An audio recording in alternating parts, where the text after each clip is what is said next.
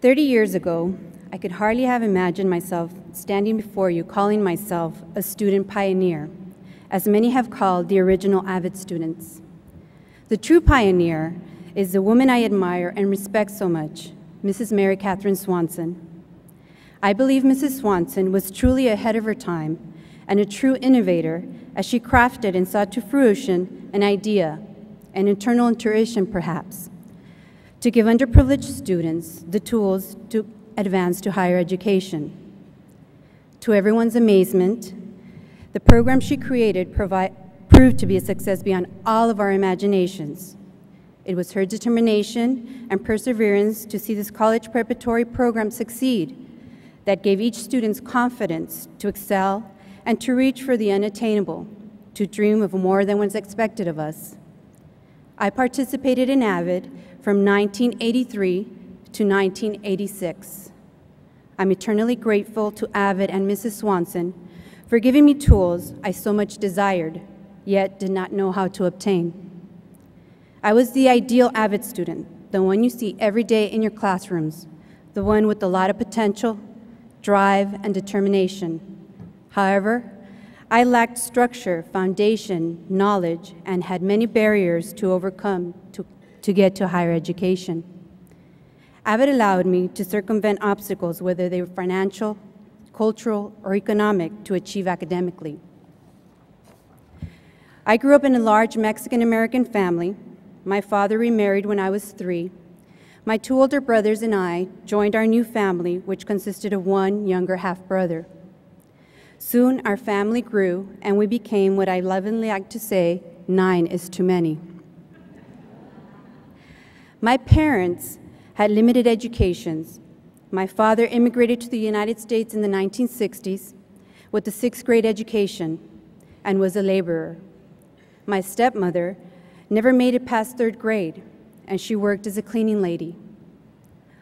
Although they provided for us financially, they were unable to provide guidance or assistance when it came to our schooling. My parents were the best parents they could possibly be, but we had our fair share of dysfunctional family events that affected our mental and emotional state. Through it all, my parents managed to instill in us our strong faith in God, our incredible work ethic, and planted the seed in each of us to get an education so we could be spared the agony of physical labor such as they had to endure.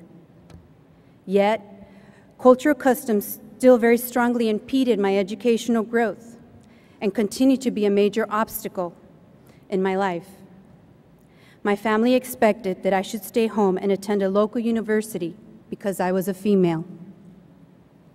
I was expected to help raise my younger siblings. The day I received my letter of acceptance from the University of California at Santa Barbara is clearly imprinted in my memory. My father was furious when I told him I was leaving to start the university in the fall. He expected that I would attend one of the many very reputable universities in San Diego. In his attempt to deter me from leaving, he informed me that if I decided to leave, I was on my own and not to expect a single penny from him. He did not speak to me for months. The day I left, he refused to drive me. My mother drove me downtown San Diego to the Greyhound station and put me on the bus with all of my belongings. I cried all 5 hours of my drive. As difficult as it was for me to leave, my decision to leave was the best thing I ever did for my family and myself. I was the first female in my family to attend a 4-year university. I was first introduced to AVID in 1982 at Memorial Junior High School in Southeast San Diego by my older brother, Fernando, who was in 9th grade at the time, and I in 8th grade. Just as busing was integrated to our school, just as busing to integrate our schools had been mandated. He enthusiastically told me all about Claremont High School and going to a college preparatory course. He was going to go to college with the help of this AVID program. Our school was ridden with gangs, drugs, and teenage pregnancy. Not many students were thinking about going to college. I idolized my brother. He was the most intelligent, happy, and well-rounded person I knew. He was vice president of the student government, had fabulous grades, and was the best speller in the world. I was always following in his footsteps. Regrettably, my brother did not get a chance to experience AVID or go to college. Somehow, he got involved with a group of students who were selling and distributing drugs at school. He was caught the first time he tried to sell pot at school. In that instant, he changed the course of his life and mine. Of course, this event was a disappointment to all, especially to him. Because he was such a good student and had been an outstanding pupil, he was given a second chance and did not receive permanent damage to his student file. The devastating news for me was for the first time in my life, we were separated. He was sent to live in Los Angeles with my grandparents, where he graduated high school and joined the military. I find myself lost without my brother, whose footsteps I followed and admired so much. We have drastically different lives today. Although he is doing well, I am certain, had he participated in AVID, he would have achieved much greater feats in his life.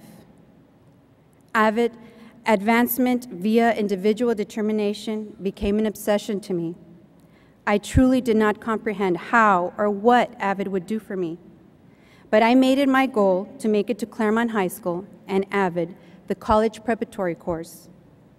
When I finally arrived at Claremont High School, for the first time in my life, I was aware I came from a world that others did not understand or could relate to. In AVID, Mrs. Swanson gave us encouragement, support, and directed us to try our very best. She was not about giving answers to tests. She taught note-taking skills, to be organized, to be prepared. She wanted us to demonstrate we were able and capable of learning at higher level than was expected of us. She made us enroll in advanced courses. I do believe that many teachers were skeptical that we would be successful. This became very apparent to me as I entered my very first day of advanced U.S. history. My first day of high school, I was a bit lost. Not knowing the campus, I walked into the class just a few seconds after the bell rang. I sat in the only seat available, the last chair by the door. Not a second had gone by, the teacher called me up to the front of the class. He started to write a permission slip to take to the counselor. He told me to go to the office and to talk to my counselor and let him know that I was enrolled in the wrong class. I was embarrassed beyond belief, and I thought, my gosh, I walked into the wrong class. So I looked around, and I saw two other AVID students.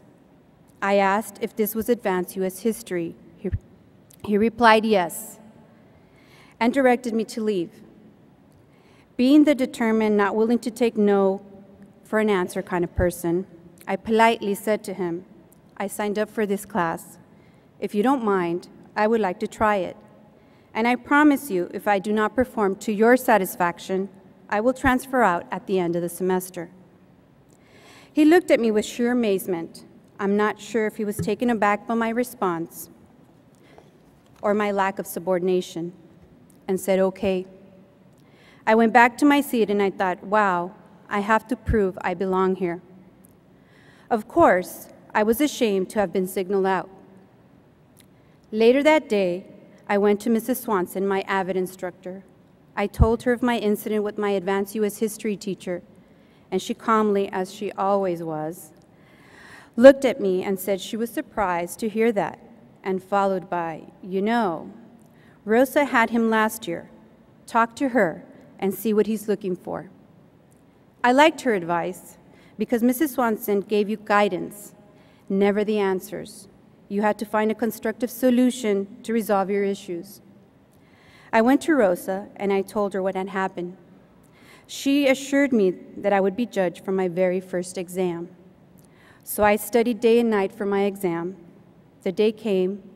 When I turned in my exam, I knew with absolute certainty I had every answer correct. To my great surprise, when I received my exam back, I had one answer marked wrong. I was shocked. I was certain my answer was correct. So I asked all my classmates, "What did you get for the last question?" Everyone had the identical answer to mine. I mustered up some courage. I walked up to the teacher and I said to him, "I believe this answer is correct. Could you please check it again?" He looked at my paper, he held it for a long time, looked back at it, and me. "You're right, it is correct." He never questioned me again, and I passed the class with flying colors. AVID transformed me into a confident, reassured student determined to achieve academically against all obstacles. By the end of the school year, I decided I was going to run for junior class president, making it a 3-candidate race. I approached Ms. Swanson for guidance if it were okay to run for class president. She was ecstatic, however, reminded me I had to work very hard to keep my grades up. Of course, she turned it into a teaching moment. I had to write a campaign speech and present it to the class before it was published in the school ballot. With the help of all my AVID classmates, I ran a great race and won. The following year, I ran for senior class president and won twice, as there was a ballot tampering incident by my opponent, which forced the entire senior class to learn all about voting, registering, and the importance of ethical behavior in campaigns. It's a good thing I'm not running for president, right? In AVID, I made lasting friendships. I learned to take responsibility for my own education, learned that individual determination, one can persevere, even when barriers are large and many. I learned the value of networking with other students to reach my full potential. I learned that challenges are learning opportunities. I learned that time management is critical and important tool needed to succeed in the classroom and in our everyday lives. I learned that asking for help was not a sign of weakness, but a realization that we cannot possibly learn everything on our own. However, I do believe the most important component of AVID is that with determination, anything is possible. That is why Mrs. Swanson named her approach Advancement via Individual Determination.